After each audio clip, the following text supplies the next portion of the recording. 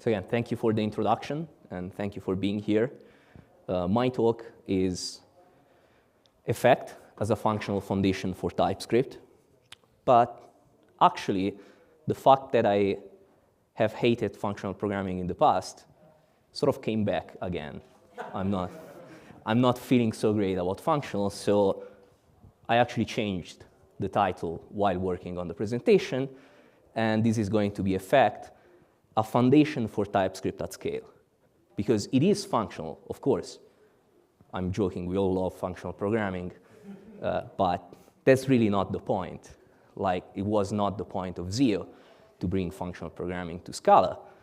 It's not the point of effect to bring the functional programming paradigm to TypeScript. It's actually using functional programming in order to build systems that can scale. So a little bit about me. I'm the creator of Effect, lucky enough to be the CEO of Effectful Technologies. That's a company that focuses solely on the development of Effect and its ecosystem. I'm a passionate TypeScript developer, believe it or not. I used to be an FP maximalist. I used to talk about recursion schemes and all of the nice category theory things. But I sort of grown up to be a pragmatist now. I sort of left the functional part in the back. So what is Effect? We like to think about Effect as the missing standard library for TypeScript. And it does target the full stack, while it has a bit of a bias towards the backend, because I used to be a backend engineer, so that's sort of built around my own needs in a prior company of mine. But it does target full stack, so you can build anything from front ends to heavy backend application. And it did start off as a port of Zio, which I think as sort of the spiritual father of Effect in a sense. We diverged a little bit from Zio in the years, like Zio diverged from the patterns of Haskell into Scala, because of course we had to respect the limits of the language, and we had to leverage all of the power and hardness, all of the special stuff about TypeScript. So divergence is necessary. But it is based on well-proven ideas from other languages, such as, again, Scala. Effect is also an ecosystem of libraries that target both general-purpose programming. You think about general-purpose programming as anything that you do in a single process. We target system integrations, which is a very important thing to do in JavaScript. JavaScript has seen over the years a number of new runtimes coming up, and we keep seeing new runtimes coming up. This is both an advantage, because who doesn't like new things? Except that if you already have code that doesn't really run on a new runtime, and every runtime has their own specific APIs, they provide something, the other runtime doesn't. So being able to standardize across different runtimes and write code in a way that is platform independent, but they become specialized when they run on a single platform is very important. So that's what we mean with system integrations. Same things for stuff like databases and so on and so forth. And then we aim to do even more. We aim to go one level of abstraction higher across processes. Now, JavaScript is known as a single-threaded language. Not precisely correct in the description, but as a mental model, we can live with that. Clustering of JavaScript instances is something that has never been done before, or I don't know any solutions for that now, and we are working on that, bringing ideas from Erlang, from Akka and Pecco in the JVM to the JavaScript runtimes, again, in a runtime independent way. And we want to have the clustering as the backbone to provide a durable workflow engine because if you build any business applications, you're going to have transactions that spawn across multiple independent systems that to build reliably in that space, either you have a minimized and bug-intensive subsystem in your own code that deals with queues and stuff like that, or you have a workflow engine where you express normal code, and the normal code happens to be durable. And this is a trend that in recent years we see many solutions coming up. In the audience, I already see two different people that represent two different solutions for the same problem. And this is great because we aim to work with any solution that works in that space. So a little bit of why did I build Effect. I used to be a fintech CTO in London, and we were a startup with very small resources.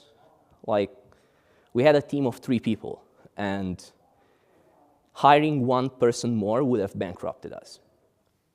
We were running on the JVM, and the costs of running the JVM almost ended up bankrupting us.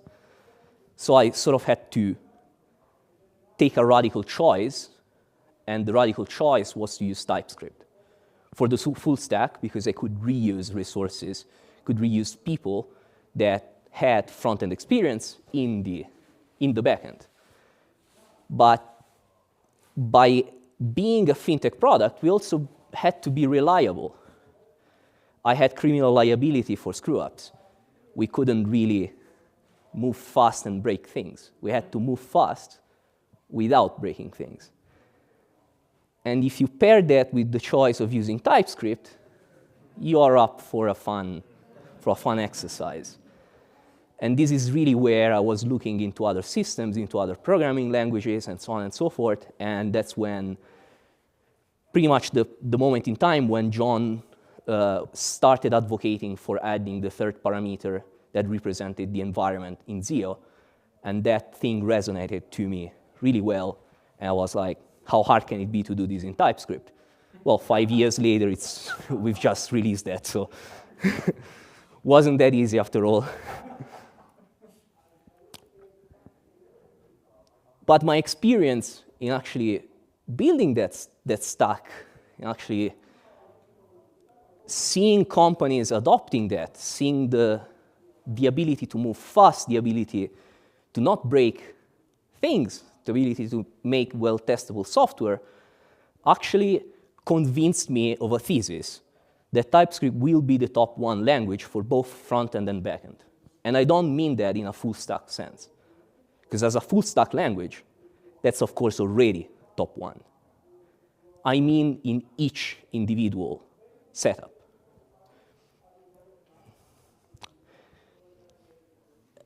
Probably I'm crazy. I'm not gonna deny that this is an idea that can be not so commonly understood, but lucky I'm not the only one, and being normal is kind of boring anyway. JS is single-threaded. Why in your right mind would you build a service in a single-threaded language? Well, given I have a vested interest on this, I don't want to convince you about that. I'm going to actually use the words of a friend of mine who's now in the audience, that we had the pleasure of having him at Effect Days. I'm not going to play the full talk, otherwise I wouldn't talk. I'm just going to play the part where John speaks about the concurrency model of JavaScript. The concurrency model of JavaScript. Now, I'm not going to claim that JavaScript was particularly well designed. Let's be real. This language was made in 10 days, so I mean, good luck on any of us trying to do better in 10 days, but this is not the world's best programming language, and not a lot of deep thought has gone into it, but by chance. It's like throwing darts, you know, every once in a while you hit the bullseye, even if you don't know what you're doing, like me. And they threw a dart and they hit the bullseye in the concurrency model that JavaScript has. The concurrency model is sequential concurrency with well-defined points when the scheduler will sort of take things over and switch things up. So this is non-preemptive concurrency. And that, combined with shared memory, basically non-preemptive concurrency is the most towards parallelism that you can get, while still having shared memory and retaining your ability to reason about your software, okay? So most programming languages in the world, they threw their darts, or maybe it was intentional, they ended up with parallelism, true, like hardware level parallelism and or preemptive concurrency, and shared memory. And that combination is catastrophic for reasoning about the correctness of your concurrent software. And obviously languages like Rust try to bring in lots of fancy, heavy-duty machinery in order to help you reason about your concurrent code. But at the end of the day, there's only two reasonable spaces on this dartboard, right? One of them is JavaScript's concurrency model. That's a reasonable space. That's a really good space to be in. And the other one is Erlang, message passing, or sort of what Go encourages. Go does allow shared memory, but Go encourages a more message passing style of concurrency. That also is very reasonable. What everyone else in the world is stuck with, and what they're still baking into new programming languages, that is not reasonable. And you might say, well, I need parallelism. No, you don't. You don't need parallelism. Come on. You really don't. Unless you're doing scientific computing or ML or one of these, you're building TensorFlow, you don't need parallelism, no. You need concurrency. Because, you know, serverless frameworks, every single request is parallelized, right? And then you've got one pod running on this machine, maybe more, it doesn't matter. You've got parallelism at the level of the operating system and the container, and then parallelism at the level of the request. You don't need more parallelism than that. No one writing business applications needs parallelism. What you need is concurrency. You need what JavaScript has. You don't need more, and if you get more, you will pay for that. So I want to focus on the last sentence, which is, if you get more, you're going to pay for more. That's very important. Writing in JavaScript doesn't mean writing non-scalable systems. It means writing I/O-intensive apps, targeting business use cases. For everything else, by all means, use native languages. Thanks to WASM, we can integrate to a variety of native languages. So I'm definitely not the one against other languages, but using JavaScript does not mean building non-scalable systems.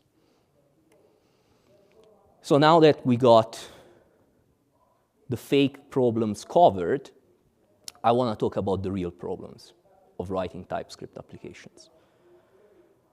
We should not fool ourselves. TypeScript is a superset of JavaScript, and it inherits all the issues of JavaScript. And JavaScript was indeed a language created in 10 days. So I've listed here just a bunch of problems that are really the tip of the iceberg that prevent you from writing application code in a productive manner while also being sure that the code works in the way that you thought it would. Controlling concurrencies is insane. While the concurrency model is perfect for JavaScript, we have no primitive to control the concurrency. And promise, I don't even want to... I'm not even going to try to criticize promise. I hope you agree with me. That's just insane. Error handling, no types whatsoever. And in JavaScript, you don't even have a common subtype for all the errors. You can actually throw numbers or whatever. Good luck. Composability, non-existent. All ad hoc APIs. Composability here, I mean composability of things within the program, within your program, but also composabilities of libraries. While you might find beautiful libraries that have incredibly terse and and nice examples, the moment you compose them, you are in a big ball of mud. Observability, and here I mean open-telemetry. If you run your software in production, you want to know what's happening in your software. If you see that your software is slow, you can't guess which parts are slow. You gotta have to observe them in some ways, metrics and so on and so forth. Well, other languages such as Rust, they have macros.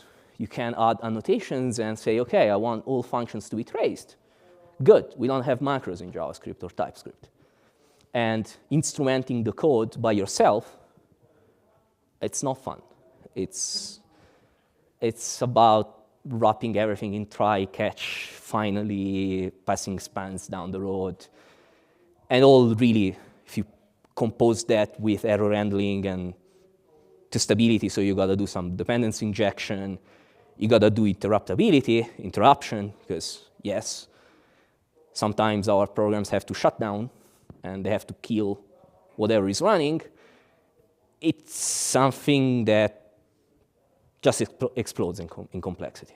And your code is no longer about the business objective, it's about how do we work around all of those issues. Serialization, again, you can JSON stringify a date, you parse it again, you get a string.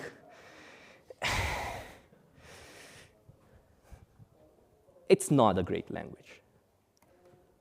But I'm going to argue that effect solves all of those problems and solves them with style.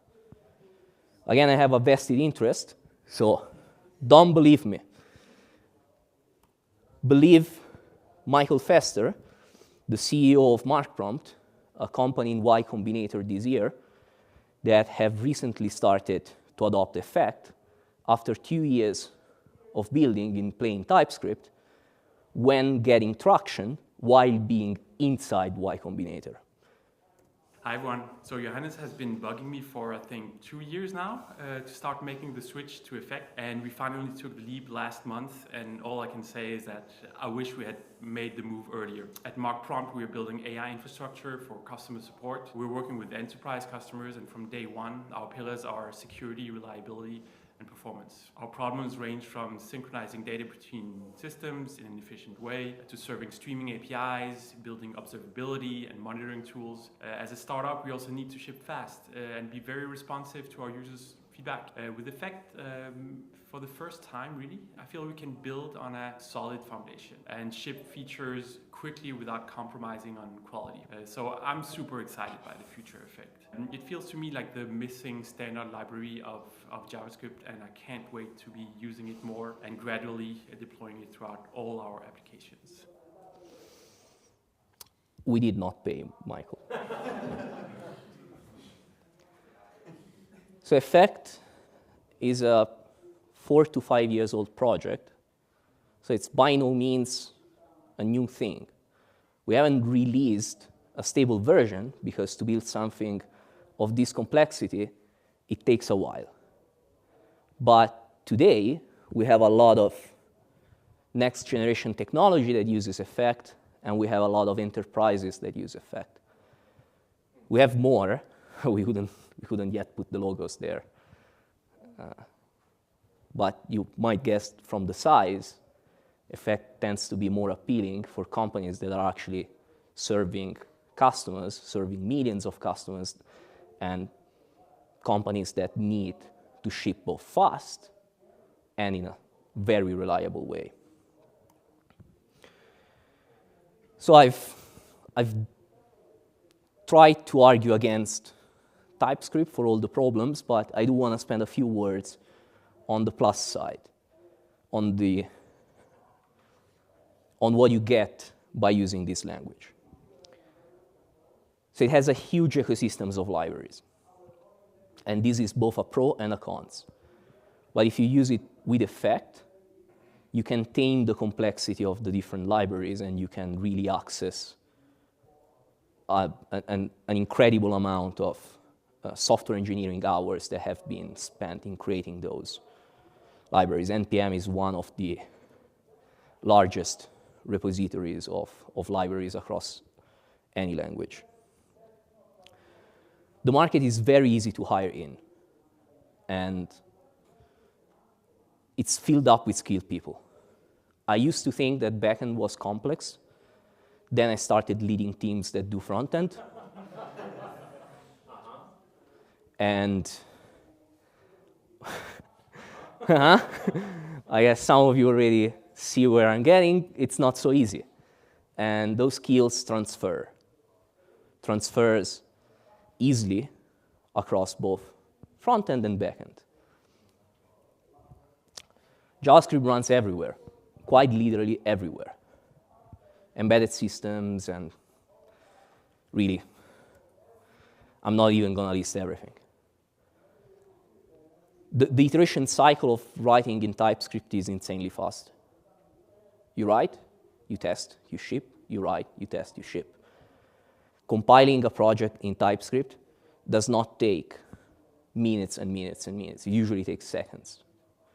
And if you've worked in quite large Rust code bases, Scala code bases, you know when you're starting to import like 100 different crates, it's going to take a while for your program to compile. And all of that hurts the development experience. Microsoft, that is backing TypeScript, is amazing at building dev tooling. Visual Studio, not Visual Studio Code, used to be the holy grail example of how to make an IDE. And this is very important if you are working, if you're coding for work. You don't want IDEs to go against you. You want things to work.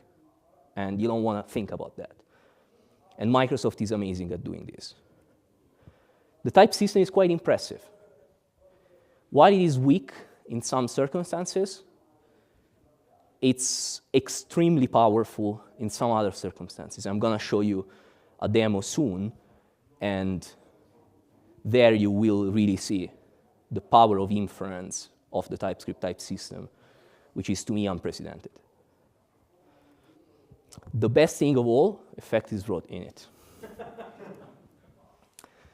think I've spent enough words trying to justify what I was trying to do. I want to show you some code. What I'm going to show you is a full-stack API server with API client built natively with Effect. Now, the purpose of this demo is not to explain to you how Effect works in detail. It's showing you how your code will look like if you adopt Effect at scale across your entire system. So please, if you don't understand pieces of the code, that's completely fine. It's not supposed to be an explanatory tutorial.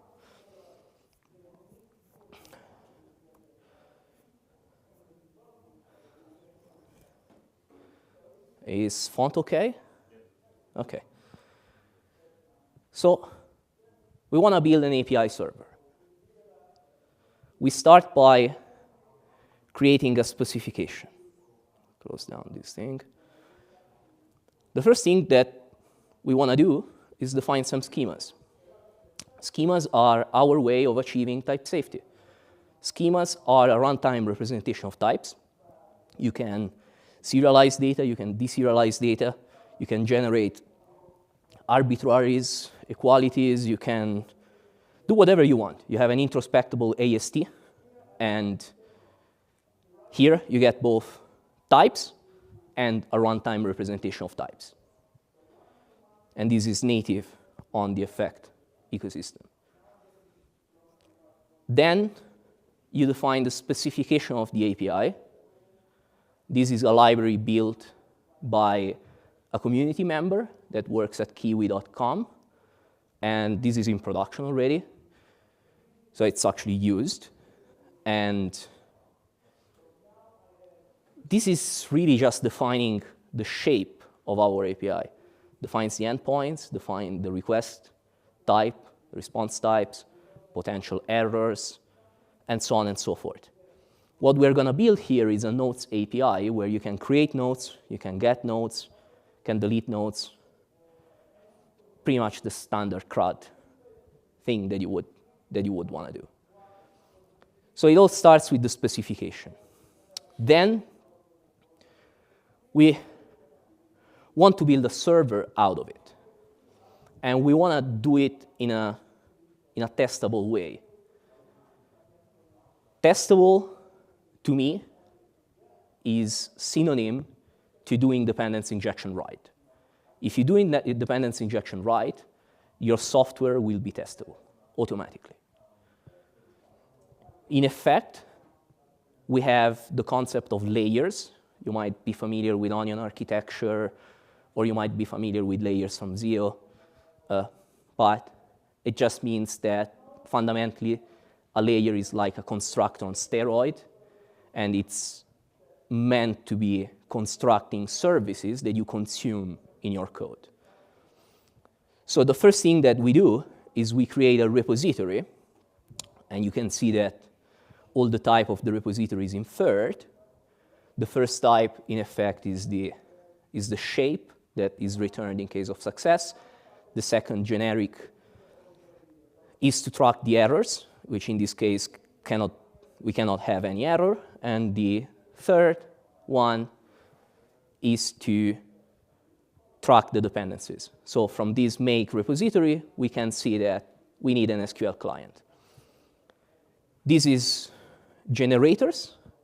Generators are an awkward functionality of JavaScript that almost nobody used, but they happen to actually represent delimited continuations that are a notorious way of modeling single-shot effects. And as you can see, I have not specified any type here. Everything is inferred from the body of the generator. I'm yielding, which is the equivalent of an await, the SQL client to get access to that service. This line of code will infer the requirement type. If I had any errors, it would also infer the errors, and so on and so forth.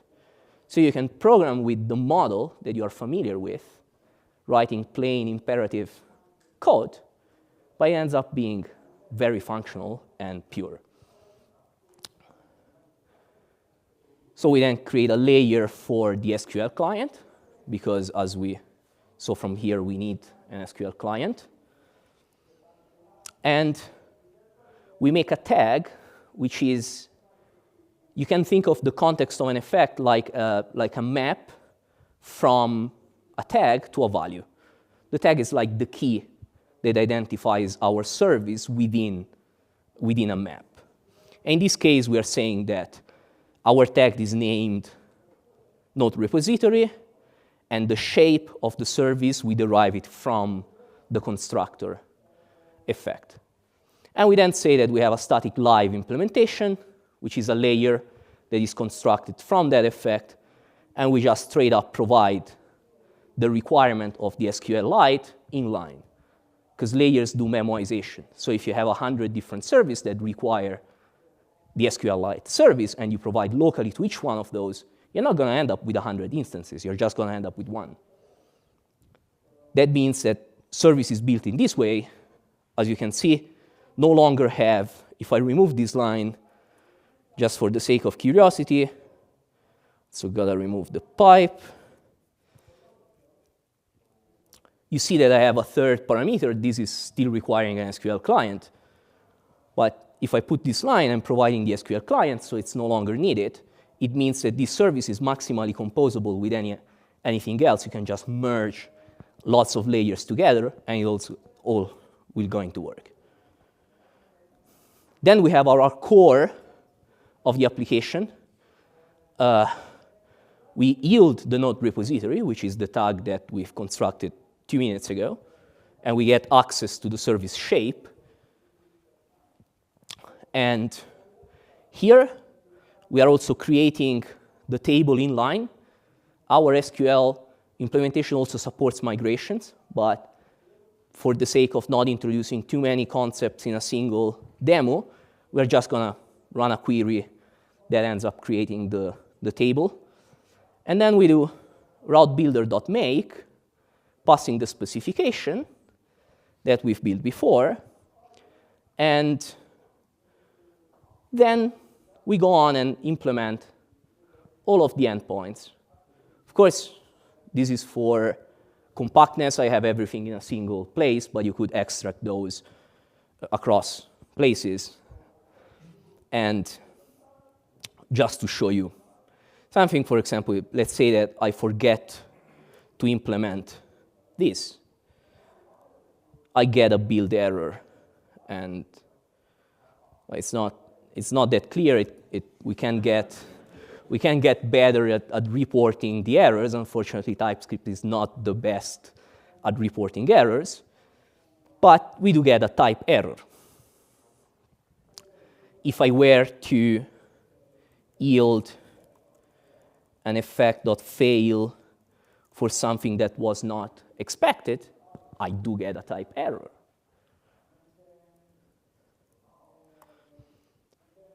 So it's all very type safe. And you see here that every single of those handles also have a very small utility that says width span.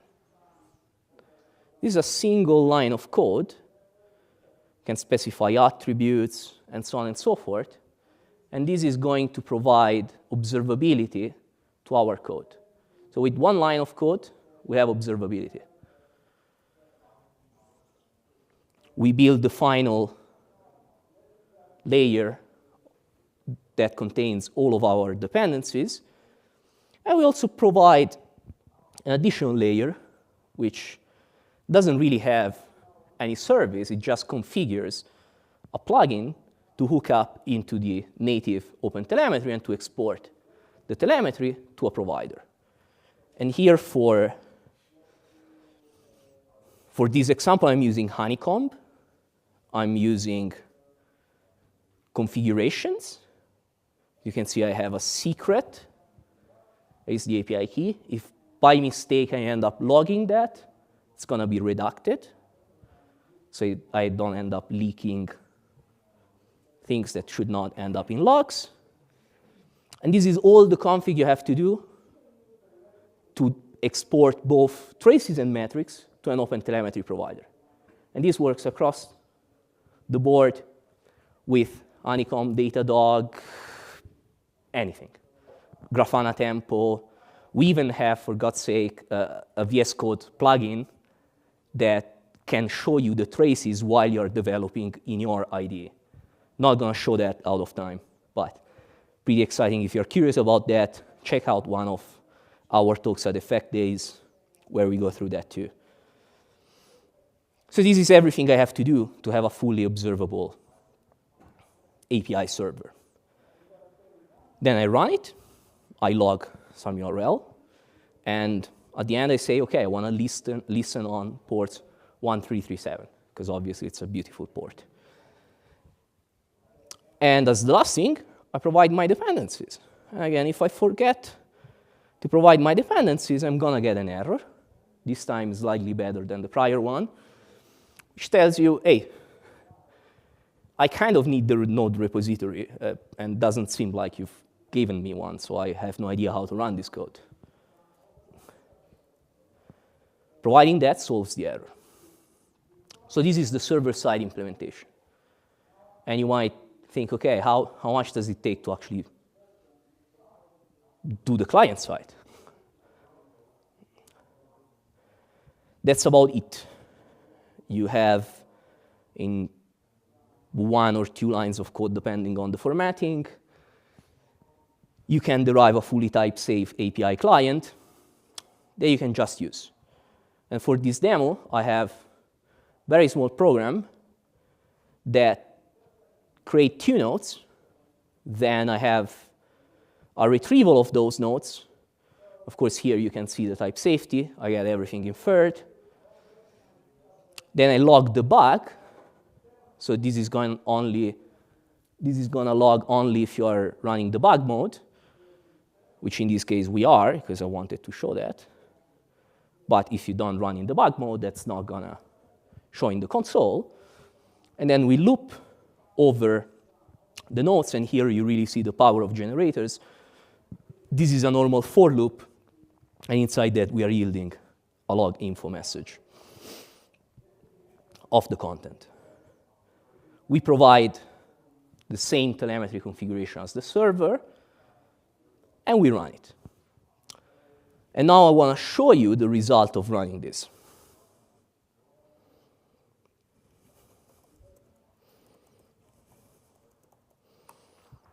First, we start the server, and we get this URL. And I want to show you what's inside this URL.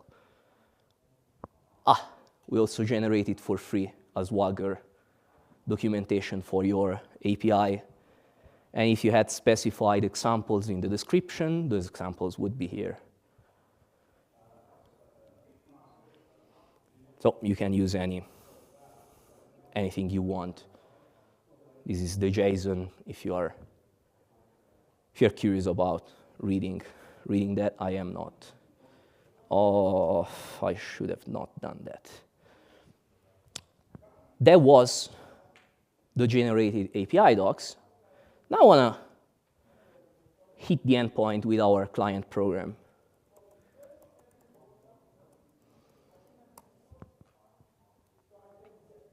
First demo of my life that actually works. So you see a log debug that found 2 nodes. We created 2 nodes. We now find 2 nodes. Might say, yeah, that was easy. Then we get 2 info logs with the message. And I have integrated open-telemetry. So let's have a look what's inside Honeycomb now. Of course, I close down the browser.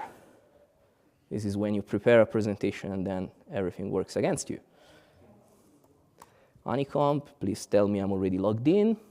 Yes, that's an advantage. OK, so here we see we already have some exported metrics and some exported traces. Some of them we have not specified, like the SQL execute, we have not specified. The HTTP client get and post, we have not specified. But let's inspect one trace. We see that this trace starts with an HTTP client.post. This is a client span which originated in our client program that is automatically linked to the HTTP server post that receives that ended up calling create node, which is the span that we specified, which ended up doing 2 SQL queries.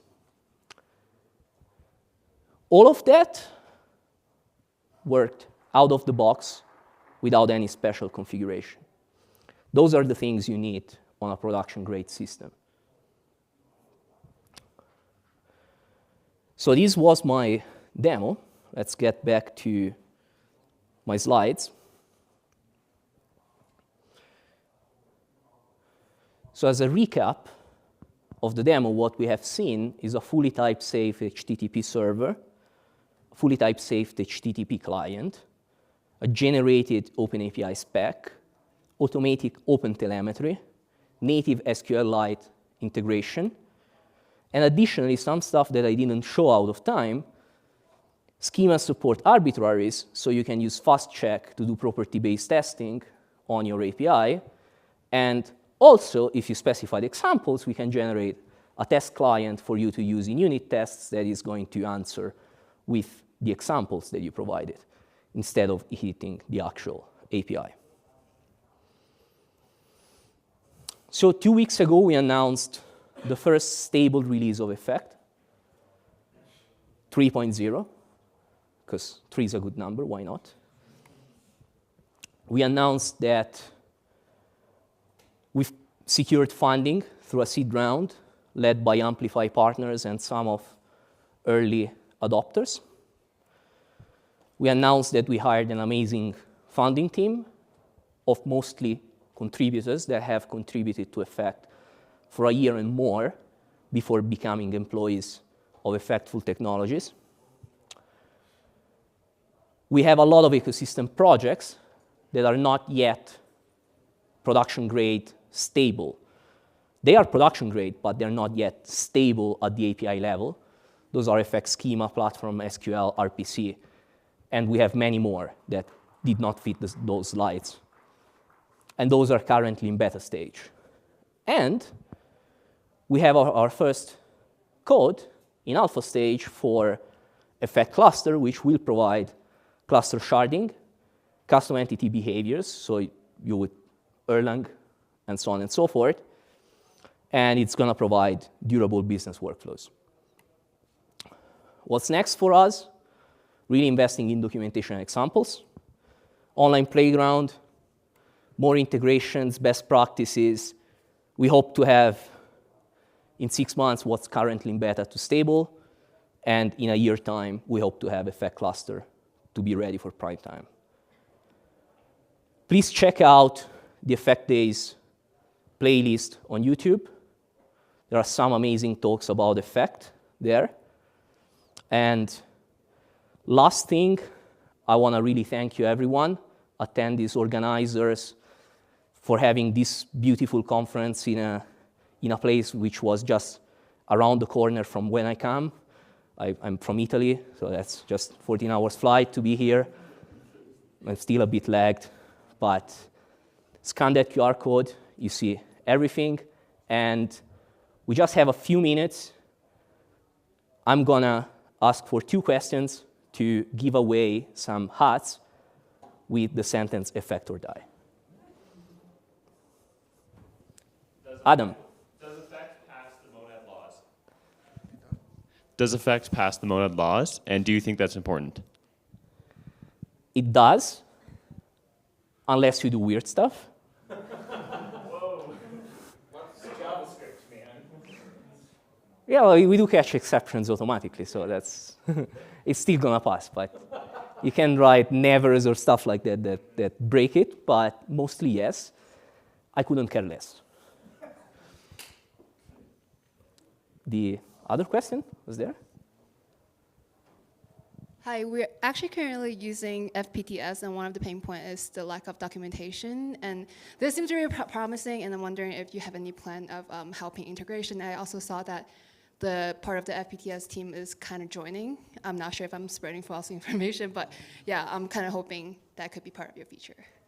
Yes, of course. Documentation for us is a primary objective. Giulio Canti, the author of FPTS, has joined Effect, and he is the primary author of Effect Schema. And he has spent his last year almost full-time writing documentation. So we have a lot of documentation already, which is not nearly enough, because the size of the ecosystem is huge. So there is a lot to improve. But we are currently working on playgrounds, tutorials, and everything else that would be needed to adopt these in a production environment. So I guess, thank you. And yeah.